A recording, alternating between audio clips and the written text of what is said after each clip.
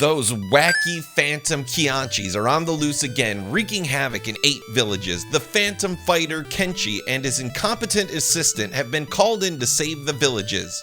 Do you like busting ghosts? Does bustin' make you feel good? How about busting ghosts with your fists? The Phantom Fighter is a single-player title where you do just that. You punch with A and kick with B. Pressing up will cause Kenshi to jump. The 8 different towns act as stages, which you'll progress through in a linear fashion. However, the stages themselves feature several locales to explore in a non-linear fashion, and you can enter the various locations in each village in any order you like. When you enter a building infested with Kianchis, you'll participate in a one-on-one battle with the bouncing entity in a format which should be familiar to anyone that's played a 2D fighting game. Sometimes these haunted houses may have multiple Kianchis to defeat in succession, so managing how much damage you take in each fight is super important. The keys to winning your ghostly battles lies in timing your attacks, keeping a healthy distance from your foe, and patience. You will encounter a small variety of Kianchis in your journey. Some may be faster or stronger or harder to hit. Once you've defeated all the phantoms in a location, you can head to the local temple to rest up and refill your health. As you both kung and fu your way through Phantom Fighter, you may collect some interesting items like the talisman.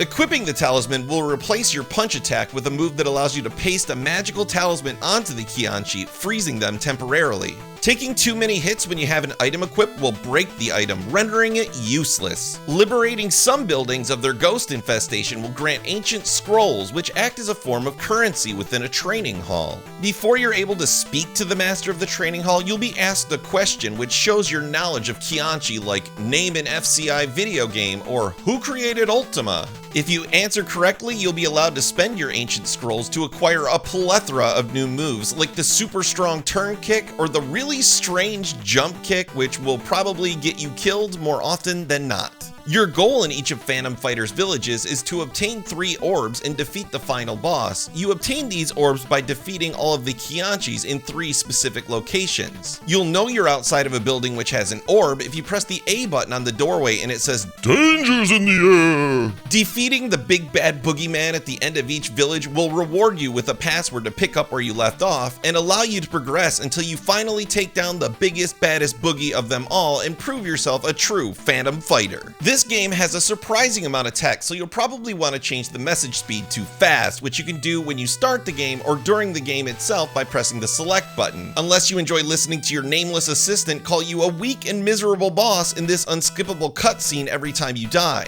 Something I discovered entirely by accident is that if you do nothing and leave the game running for a while, your assistant will speak to you every few moments, gradually getting more and more angry, threatening to reset the console, and eventually resorts to name calling by saying, "You are a big fool and boss, you booby." Phantom Fighter is an interesting idea where the primary gameplay is that of a 2D fighter and combines it with the progression system in the form of obtaining scrolls to gain more powerful abilities. It also has some impressive character animation, particularly for the main character Kenshi. The critical flaw with Phantom Fighter is that it's extremely repetitious. Go to a village, fight the same handful of Kianchis, fight the boss, go to a village, fight the same handful of Kianchis, fight the boss. More enemy variety would have really gone a long way with Phantom Fighter because once you fought one bouncing Kianchi, you've basically fought them all. I did have fun with Phantom Fighter, but it began to wear out its welcome somewhere around Town 4 or 5, and due to its repetitive nature, I assign Phantom Fighter a recursive 2 out of 5.